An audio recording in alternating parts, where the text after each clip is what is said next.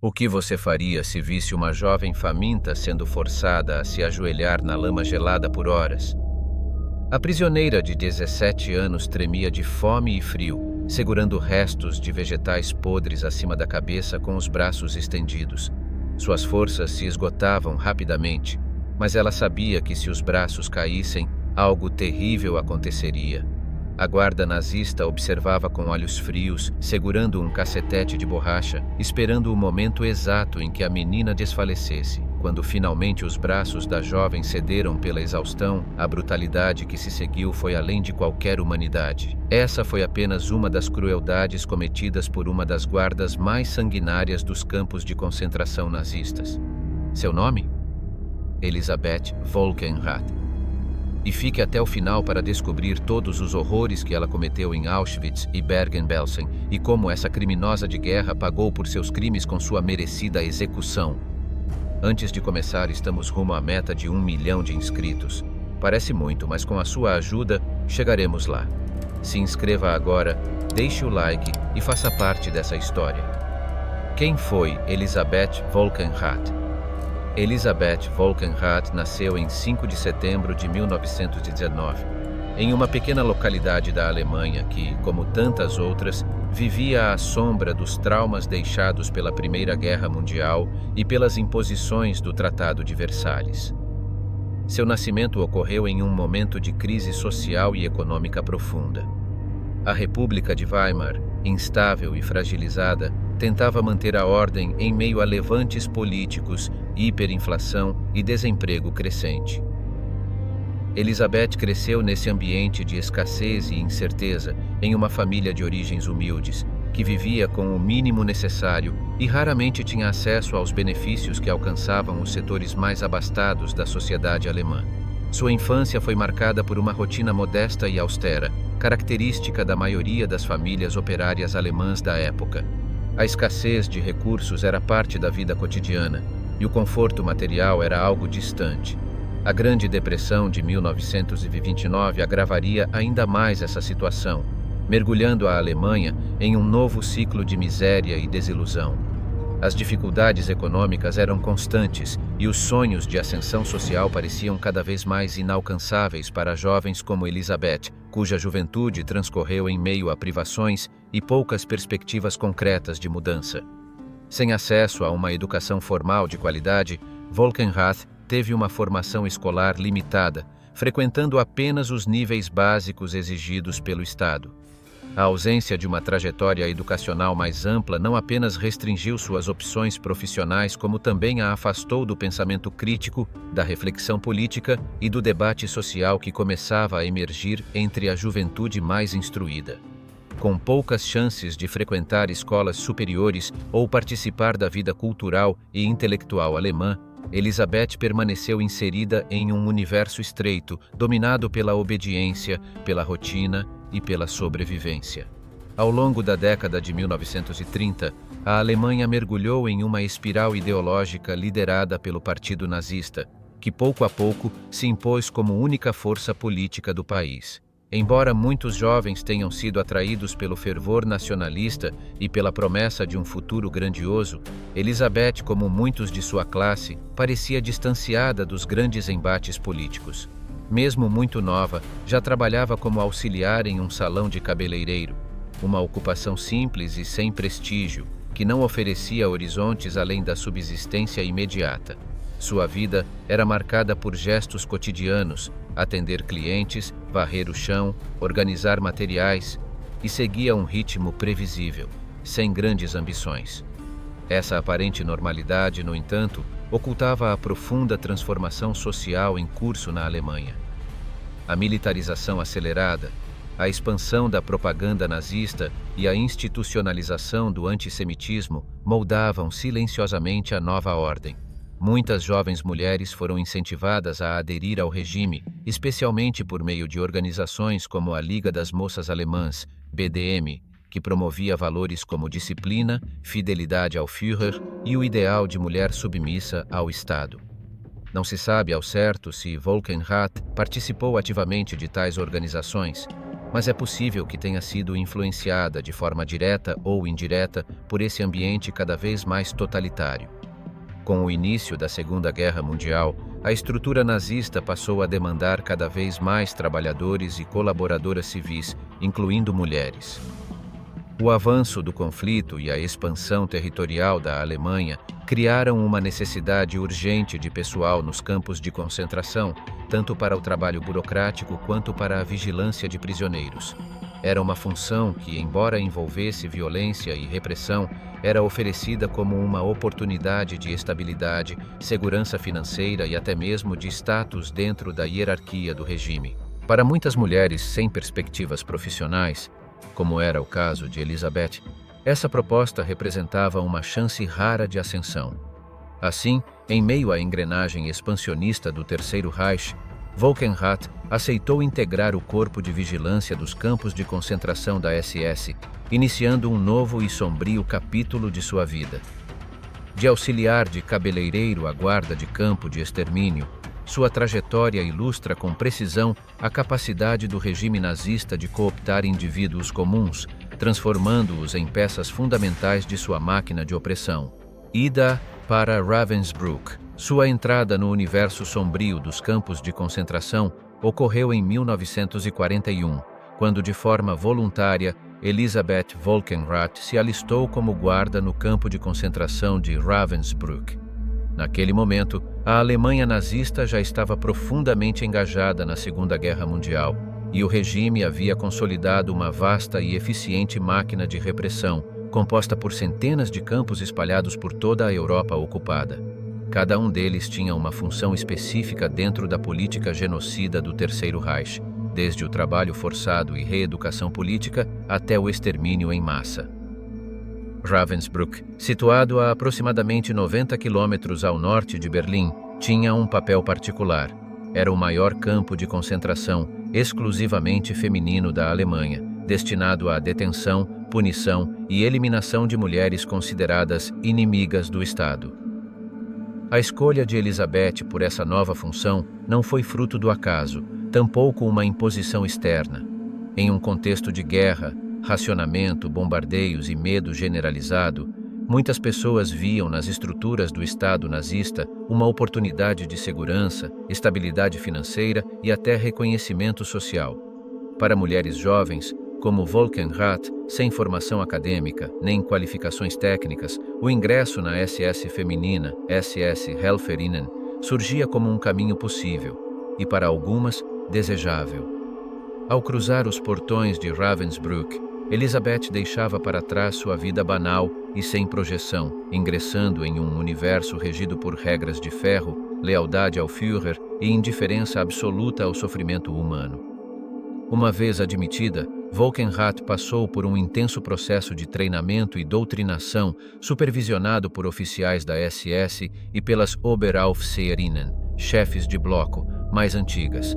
A formação não se limitava a aspectos logísticos ou disciplinares, era também um processo de reconfiguração moral e ideológica. As futuras guardas aprendiam a ver as prisioneiras, judias, ciganas, comunistas, testemunhas de Jeová, homossexuais, antinazistas, como seres desumanizados, desprovidos de direitos ou dignidade. O desprezo era ensinado como virtude, a empatia vista como fraqueza. Era nesse ambiente de dessensibilização sistemática que Elisabeth começava a moldar sua nova identidade. Além das instruções teóricas, o treinamento incluía exercícios práticos de controle, disciplina e repressão. As novas guardas eram instruídas a impor a ordem com mãos firmes, olhar impassível e atitudes exemplares de brutalidade. Recebiam permissão, e muitas vezes encorajamento, para usar punições físicas severas, ameaças e castigos coletivos sempre que julgassem necessário. A vigilância constante era parte essencial da rotina, e a violência era apresentada não como um desvio, mas como uma ferramenta legítima e funcional do sistema. Volkenrath, como revelariam mais tarde testemunhas e documentos, não apenas assimilou essas diretrizes, aderiu a elas com zelo e convicção.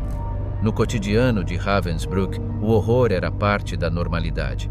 O campo abrigava em diferentes períodos dezenas de milhares de prisioneiras amontoadas em barracões insalubres, com acesso precário à alimentação, água potável e assistência médica. Epidemias de tifo, disenteria e tuberculose eram comuns, e os trabalhos forçados levavam muitas mulheres à exaustão ou à morte. Guardas como Volkenrath eram peças fundamentais desse sistema opressor. Não estavam apenas vigiando ou punindo, estavam mantendo viva a lógica de terror e subjugação sobre a qual os campos foram construídos. Outro aspecto sombrio da rotina em Ravensbrück era a participação em seleções para experimentos médicos, realizados por pseudocientistas nazistas que utilizavam as prisioneiras como cobaias humanas. Testes com infecções bacterianas, mutilações e injeções experimentais eram conduzidos sob o pretexto da ciência ou da eugenia. As guardas, incluindo Elizabeth, colaboravam com esse processo, escoltando mulheres para os locais de teste, controlando as reações e, em muitos casos, fazendo parte ativa das medidas de repressão subsequentes. Volkenrath, longe de ser uma figura passiva, demonstrou afinidade com as práticas de violência e repressão, tornando-se uma supervisora temida pelas prisioneiras. Sua conduta dentro do campo foi marcada por atitudes autoritárias, frieza emocional e rigidez extrema. Ela não apenas cumpria ordens, era identificada como alguém que se destacava pela severidade e disposição para o castigo. Sua passagem por Ravensbrück não foi breve nem meramente funcional.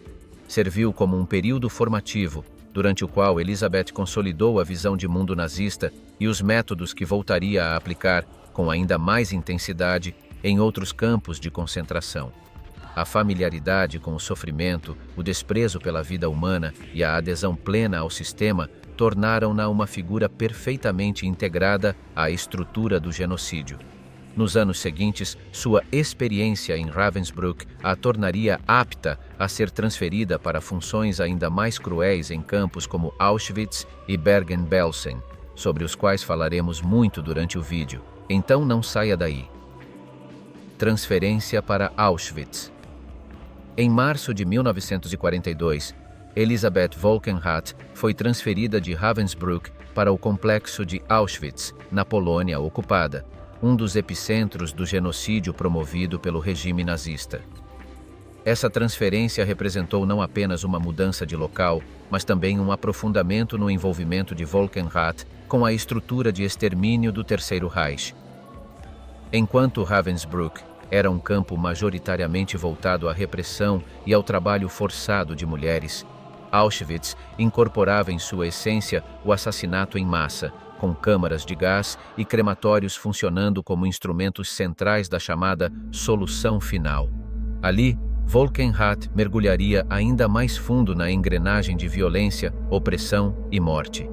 Ao chegar em Auschwitz, ela foi inicialmente designada para supervisionar uma oficina de costura situada dentro do campo feminino de Auschwitz-Birkenau.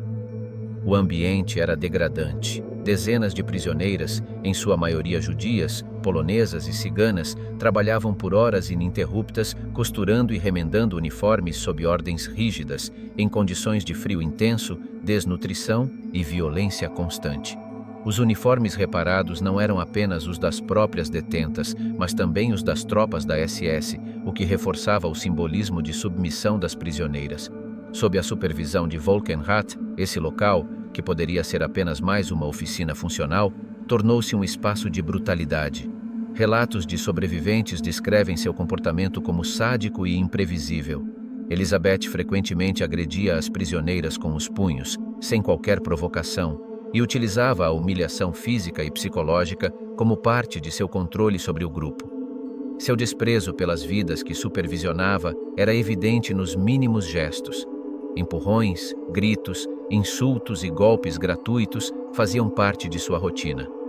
Não se tratava apenas de manter a ordem ou impor disciplina, mas de exercer poder absoluto sobre corpos vulneráveis, uma dominação sustentada pela crueldade cotidiana, pela ausência completa de compaixão e por uma fidelidade inabalável aos princípios desumanos do nazismo. Com o tempo, Volkenrath foi realocada para um setor logístico do campo, conhecido como Effektenlager, ou depósito de pertences. Esse era o local para onde eram levadas as encomendas enviadas por familiares das prisioneiras ou por instituições de caridade, como a Cruz Vermelha, pacotes que, na maioria das vezes, jamais chegavam ao destino pretendido. Elizabeth chefiava cerca de 25 prisioneiras encarregadas de abrir, examinar e catalogar o conteúdo desses pacotes. O trabalho, embora burocrático à primeira vista, era cercado por uma atmosfera de constante vigilância e medo. Volkenrath tratava qualquer tentativa de reter alimentos, roupas ou pequenos objetos como um ato de rebelião, reprimido com brutalidade. Ela impunha um regime de terror mesmo nesse espaço aparentemente afastado do núcleo de extermínio. Essa nova função também revelava outro aspecto perverso da estrutura dos campos: a apropriação sistemática dos bens das vítimas, sob um verniz de eficiência e controle. As prisioneiras que atuavam no depósito eram forçadas a manipular objetos pessoais, alimentos, roupas infantis, cartas e retratos, enviados por pessoas que ainda acreditavam que seus entes queridos estavam vivos e em segurança. Sob o comando de Volkenrath, esses itens eram arrancados de qualquer significado humano e transformados em recursos para o funcionamento do campo ou no enriquecimento dos oficiais da SS. Ao longo dos meses, Elizabeth Volkenrath ganhou notoriedade entre as prisioneiras e entre seus superiores. Sua postura intransigente, sua disposição para o castigo físico e sua lealdade aos preceitos mais brutais do sistema nazista a destacaram entre as demais guardas femininas. Em um ambiente onde a violência era rotina, sua figura passou a causar temor específico. Nos barracões, seu nome era sussurrado com receio, associado a espancamentos, punições exemplares e humilhações públicas. A presença de Volkenrath não apenas reforçava o sistema opressor, mas se tornava por si só um símbolo do sofrimento vivido por milhares de mulheres em Auschwitz. Mas os episódios vividos até então representavam apenas parte do que seria sua trajetória dentro do maquinário genocida do Terceiro Reich. Sua carreira ainda alcançaria posições de mais poder e influência nos anos seguintes, com consequências devastadoras para inúmeras vítimas. Antes de continuarmos com a história de Volkenrath, não se esqueça de verificar se você já está inscrito no canal e se o sininho das notificações está ativado. Assim você garante que não vai perder nenhum dos conteúdos que postamos por aqui. Aproveite também para deixar o seu gostei, isso ajuda muito o nosso trabalho e ainda faz com que o YouTube recomende mais vídeos cheios de fatos históricos para você. Se você realmente curte esse tipo de conteúdo, comente aí embaixo. Quero mais histórias. Isso mostra para a plataforma que o vídeo é relevante e ainda nos incentiva a continuar produzindo para o canal curiosidades incríveis, combinado? Agora que todos os recados foram dados, respire fundo e vamos mergulhar nos acontecimentos marcantes da vida de Elizabeth Volkenrath. O comportamento cruel de Volkenrath. Durante seu período em Auschwitz-Birkenau, Elizabeth Volkenrath consolidou-se como uma das figuras mais temidas e brutais entre as guardas femininas do campo. Já conhecida por sua rigidez e agressividade desde Ravensbrück, sua conduta em Auschwitz ultrapassou os limites do autoritarismo institucionalizado, tornando-se sinônimo de sadismo e crueldade deliberada. O nome Volkenrath corria entre os prisioneiros como um aviso silencioso e aterrador. Sua aproximação era sinal de que algo terrível estava prestes a acontecer. Entre as mulheres detidas, especialmente, sua presença gerava um medo quase paralisante. Ela era lembrada por seu olhar frio, por sua postura impassível diante do sofrimento e por sua completa indiferença à dor humana, características que, somadas, a transformaram em símbolo do terror cotidiano vivido no campo. Sua postura de fidelidade absoluta ao regime nazista não passou despercebida pelos superiores. Volkenrath rapidamente ascendeu na hierarquia interna da SS, alcançando o cargo de Oberaufseherin, ou supervisora-chefe, o posto mais elevado que uma guarda feminina poderia ocupar em Auschwitz. Nessa função, ela exercia a autoridade direta sobre todas as outras guardas subordinadas e tinha poder decisivo sobre a organização das tarefas diárias, a distribuição de prisioneiras entre os trabalhos forçados, os castigos físicos e, sobretudo, as infames seleções. Sua ascensão refletia não apenas sua obediência cega às ordens, mas também sua disposição voluntária em aplicá-las com extrema violência. As seleções eram momentos de pânico absoluto dentro do campo, marcados por decisões arbitrárias e impiedosas. Quando os prisioneiros retornavam dos trabalhos externos, cansados, feridos ou doentes, eram reunidos em filas para avaliação.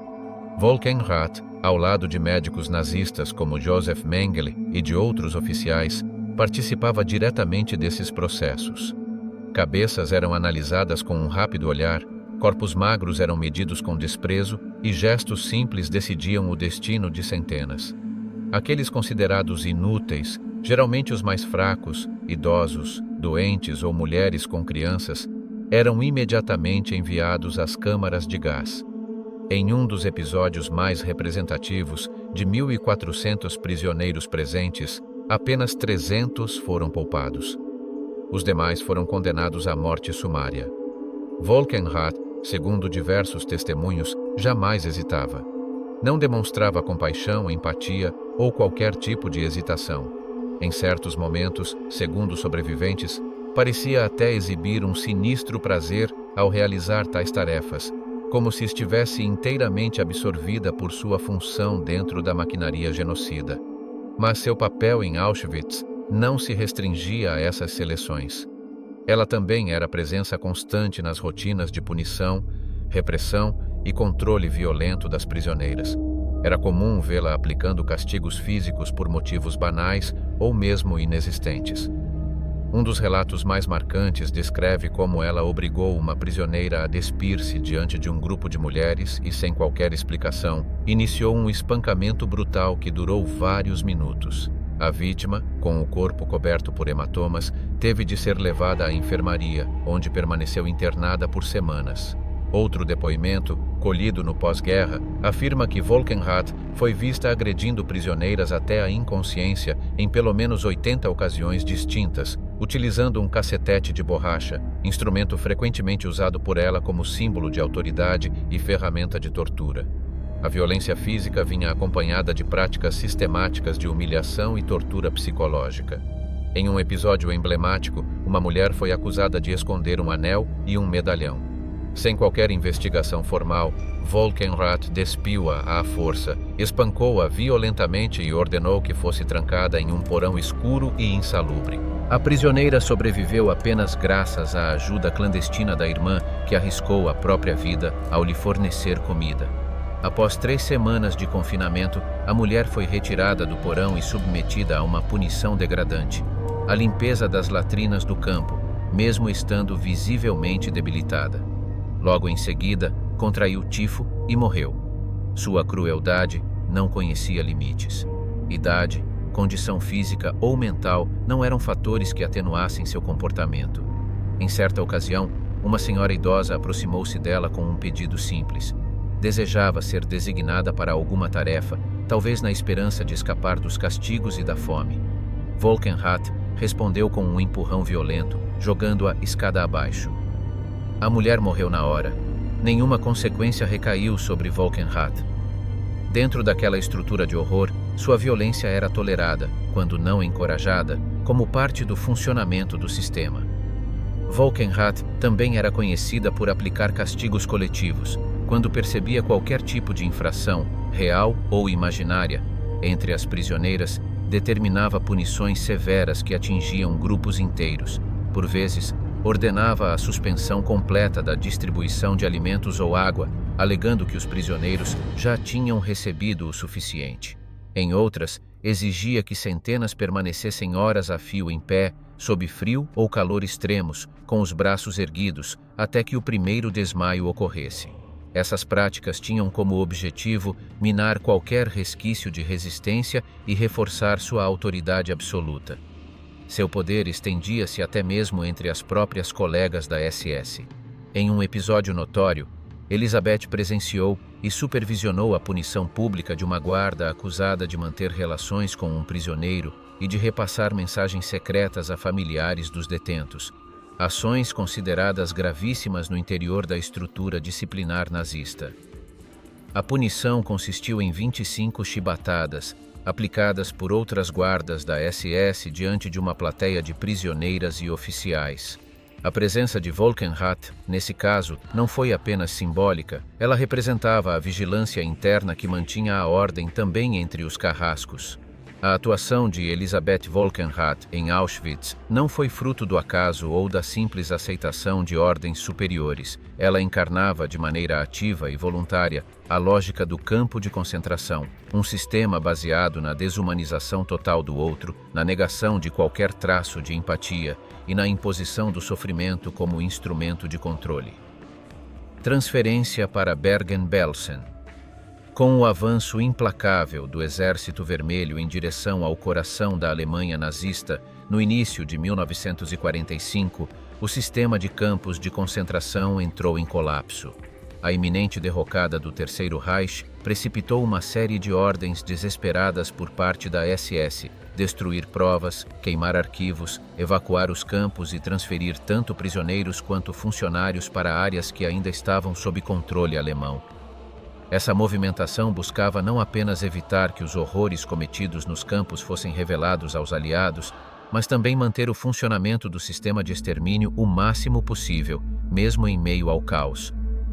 Nesse cenário de dissolução, Elisabeth Volkenrath foi retirada de Auschwitz em janeiro de 1945, pouco antes da chegada dos soldados soviéticos, e enviada para Bergen-Belsen, um campo situado no norte da Alemanha.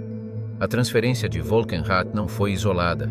Muitos oficiais da SS foram deslocados para campos considerados estratégicos ou ainda operacionais, e Bergen-Belsen, àquela altura, havia se tornado um destino comum para remanejamentos.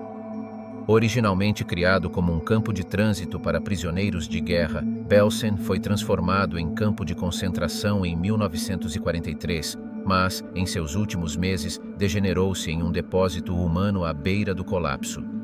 Quando Volkenrath chegou ao local, em 5 de fevereiro de 1945, encontrou uma situação desesperadora. Superlotação extrema, escassez absoluta de alimentos, ausência de qualquer infraestrutura sanitária e uma série de epidemias, como tifo e disenteria, que se espalhavam incontrolavelmente entre os detentos. Esse cenário, no entanto, não serviu de freio à brutalidade que ela já havia demonstrado em Auschwitz. Ao contrário, relatos indicam que Volkenrath manteve e, por vezes, intensificou sua postura autoritária e sádica, mesmo diante do fim iminente do regime que a amparava. Sua presença no campo foi rapidamente sentida pelas prisioneiras, que viam nela não apenas uma figura de poder, mas um símbolo de violência crua e impiedosa. Pouco após sua instalação em Bergen-Belsen, Volkenrath protagonizou um dos episódios mais cruéis registrados pelas sobreviventes. Ao lado do comandante do campo, Joseph Kramer, ela participou do espancamento público de uma prisioneira que havia tentado escapar. A vítima foi brutalmente agredida com bastões de borracha e madeira diante de outras mulheres, como um aviso de que, mesmo à beira da derrota, a SS ainda controlava cada centímetro daquele espaço com punhos de ferro. Os gritos da prisioneira misturavam-se ao silêncio tenso das testemunhas, que sabiam que qualquer tentativa de intervenção seria interpretada como insubordinação e punida com severidade. Em uma das situações mais revoltantes relatadas no pós-guerra, uma jovem prisioneira, gravemente doente e em estado de fome extrema, foi surpreendida tentando recolher restos de vegetais jogados fora perto das cozinhas. A punição foi cruel e emblemática de sua crueldade. A menina foi forçada a se ajoelhar na lama, com os braços estendidos acima da cabeça segurando os restos de comida. Essa posição degradante deveria ser mantida por horas. Ao não suportar a dor e o cansaço e deixar os braços caírem, a menina foi espancada com um cacetete até perder a consciência. Nenhuma guarda, tampouco Volkenrath, demonstrou qualquer preocupação. O sofrimento da prisioneira era ignorado como parte natural da rotina do campo. Mesmo quando as tropas britânicas já se aproximavam do local e os ecos da libertação soavam a poucos quilômetros de distância, Volkenrath continuou a agir como se estivesse em plena vigência do regime nazista. Não houve qualquer indício de contenção, remorso ou temor da derrota iminente. Chegada das tropas britânicas.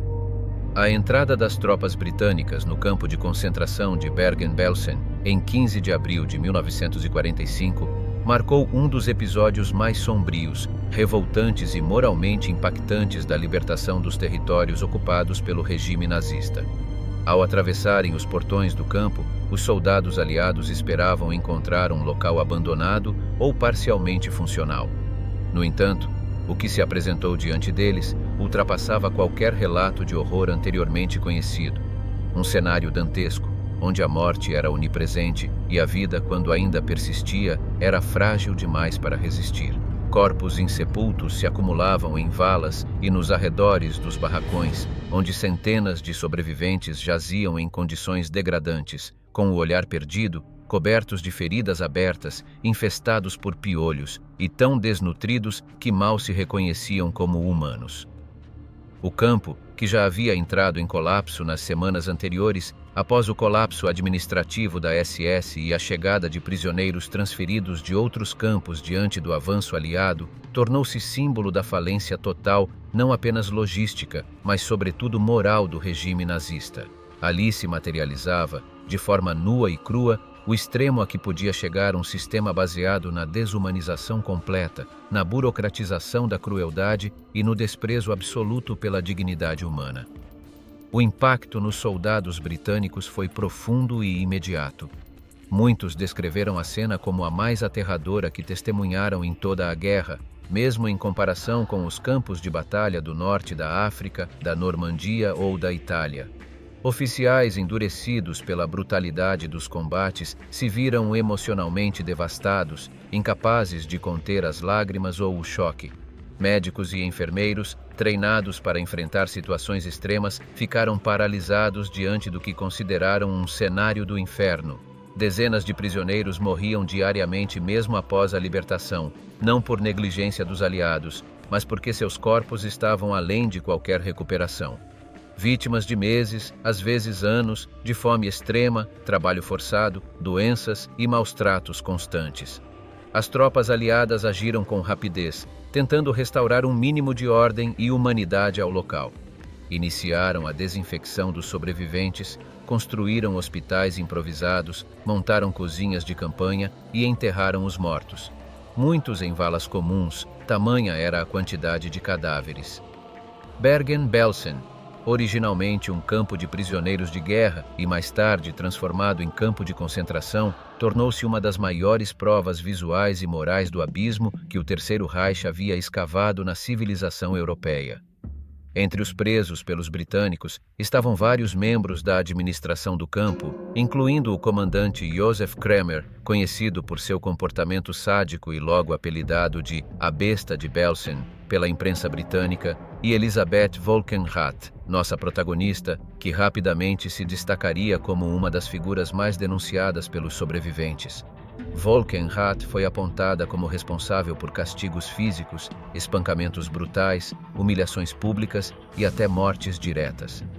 O temor que seu nome evocava entre as sobreviventes foi suficiente para que os britânicos aprendessem imediatamente. Com ela também foram detidas guardas como Johanna Bormann, notória por atiçar seus cães contra prisioneiras indefesas, além de outros membros da SS que compunham o núcleo de administração do campo. Essas prisões, longe de serem apenas atos de justiça imediata, serviriam como o ponto de partida para um dos primeiros julgamentos por crimes de guerra da história contemporânea. Poucos meses depois, teve início o julgamento de Belsen, em 17 de setembro de 1945, realizado na cidade de Lüneburg, na Alemanha, sob responsabilidade das autoridades militares britânicas. O processo foi emblemático por diversos motivos. Além de ser um dos primeiros esforços jurídicos pós-guerra para punir responsáveis por crimes cometidos sob ordens estatais, o julgamento introduziu de forma ainda incipiente os princípios que mais tarde seriam formalizados nos julgamentos de Nuremberg: a responsabilização individual por crimes contra a humanidade, a recusa da defesa baseada exclusivamente na obediência a ordens superiores e o reconhecimento legal do direito das vítimas à reparação moral diante da barbárie. Durante o processo, foram reunidas provas substanciais e impactantes. Fotografias tiradas durante a libertação chocaram o mundo e tornaram-se ícones do Holocausto. Testemunhos de sobreviventes, relatos de soldados aliados, documentos internos da SS e listas de registros administrativos comprovaram com clareza e precisão a responsabilidade direta dos acusados pela manutenção e pela gestão da máquina de horror que era Bergen-Belsen. Elisabeth Volkenrath tentou, durante o julgamento, adotar uma estratégia de defesa que seria comum entre os ex-membros da SS: minimizar sua participação, alegar obediência a ordens superiores e afirmar desconhecimento sobre os aspectos mais cruéis do funcionamento dos campos. Em sua versão, jamais teria usado instrumentos para espancar prisioneiras. Quando o fazia, dizia, limitava-se a alguns tapas com a mão. Declarou ainda que não tinha intenção de causar sofrimento grave, mas apenas de seguir as diretrizes internas de disciplina. Contudo, tais alegações foram desmontadas com rapidez e firmeza pelos testemunhos das vítimas, que relataram em detalhes episódios de brutalidade praticados diretamente por ela. Muitos desses depoimentos não deixavam dúvidas quanto à sua atuação ativa na repressão, não apenas como uma executora de ordens, mas como uma figura que demonstrava prazer, convicção e zelo em sua função opressiva. Além disso, os registros da própria SS confirmavam que Volkenrath exercia cargos de autoridade, supervisionava castigos, organizava escalas de trabalho forçado e participava das seleções que determinavam o destino de muitas prisioneiras, incluindo a transferência para campos de extermínio. Sentença de Elisabeth. A sentença imposta a Elisabeth Volkenrath ao fim do julgamento de Belsen foi categórica: pena de morte por enforcamento. Considerada culpada por sua participação direta nos crimes cometidos nos campos de concentração de Auschwitz e Bergen-Belsen, ela foi responsabilizada por atos de extrema crueldade, tortura e assassinato de prisioneiros, em especial mulheres e crianças. O tribunal não viu nela qualquer sinal de remorso e tampouco identificou em sua conduta algo que pudesse justificar atenuantes. A execução foi marcada para o dia 13 de dezembro de 1945, apenas 3 meses após a leitura da sentença. Na ocasião, Volkenrath tinha apenas 26 anos de idade. A execução foi realizada na prisão de Hamelin, na Alemanha, sob a responsabilidade de Albert Pierrepoint, o mais célebre carrasco britânico do século XX. Pierrepoint havia sido encarregado de executar dezenas de criminosos nazistas condenados à morte e se tornar uma figura conhecida no contexto da justiça pós-guerra. Suas execuções eram rápidas, metódicas e precisas, seguindo um protocolo rigoroso, pensado para causar o menor sofrimento físico possível, embora não poupasse ninguém do peso moral que o momento carregava. Relatos da manhã da execução indicam que Volkenrath manteve a mesma postura fria e distante que apresentara durante todo o julgamento. Diferente de outros condenados que suplicaram por clemência ou choraram antes da morte, ela caminhou até o cadafalso sem resistência, sem pronunciar palavras finais, sem qualquer pedido de perdão. Não demonstrou emoção, tampouco tentou defender sua memória. Sua indiferença era tamanha que alguns presentes descreveram sua expressão como vazia, como se a execução fosse apenas mais uma etapa a cumprir, e não o fim de sua vida. Quando a alavanca foi acionada, nenhum som foi ouvido além do estalo da corda e do impacto abrupto do corpo. A morte de Volkenrath foi apenas uma entre diversas sentenças executadas naquele período. Ainda assim, seu caso teve um simbolismo particular. Ela passou a figurar entre os rostos femininos do terror nazista, uma lembrança incômoda de que a máquina de extermínio de Hitler não era composta apenas por soldados, oficiais ou líderes masculinos. Mulheres como Volkenrath não apenas participaram, muitas vezes o fizeram com zelo, crueldade e iniciativa. Sua atuação expôs um aspecto sombrio e frequentemente negligenciado do sistema concentracionário. A banalização da maldade entre pessoas comuns, inclusive mulheres jovens que, sob a ideologia nazista, se tornaram algozes conscientes de outras mulheres, crianças e idosos. A execução de Elisabeth Volkenrath também representou um momento emblemático na consolidação dos primeiros passos da justiça internacional. Embora os julgamentos posteriores, especialmente os de Nuremberg, tenham recebido maior notoriedade, Os processos como o de Belsen pavimentaram o caminho para a responsabilização penal por crimes contra a humanidade, abrindo precedentes jurídicos e morais que ecoariam nas décadas seguintes. Ao cumprir sua sentença, o mundo lançava um aviso claro. Os crimes cometidos em nome do ódio racial, da ideologia totalitária e do desprezo à vida humana não seriam esquecidos nem tolerados. Nos julgamentos que se seguiram, outras figuras femininas ligadas à administração dos campos também foram julgadas e condenadas. Nomes como Irma Grese, Dorothea Beans e Maria Mandel vieram à tona, revelando a extensão da participação feminina na perpetuação do terror nazista. A imagem de Elisabeth Volkenrath, com sua frieza imperturbável até o último instante, tornou-se um símbolo sombrio dessa realidade. A barbárie não tem rosto único. Ela pode habitar também o silêncio impassível de quem assiste e participa, dia após dia, do sofrimento humano sem pestanejar. E com sua execução, a história começou a escrever as primeiras linhas daquilo que viria a ser uma longa e ainda inacabada busca por justiça. E então, você já conhecia a história de Volkenrath? O que achou do vídeo de hoje? Tem alguma sugestão para os próximos temas? Deixe seu comentário. Vamos adorar saber a sua opinião. Muito obrigado por assistir até o final. Agora, aproveite o vídeo que está aparecendo aí na sua tela. É só clicar e descobrir mais um capítulo marcante da história. Te espero lá.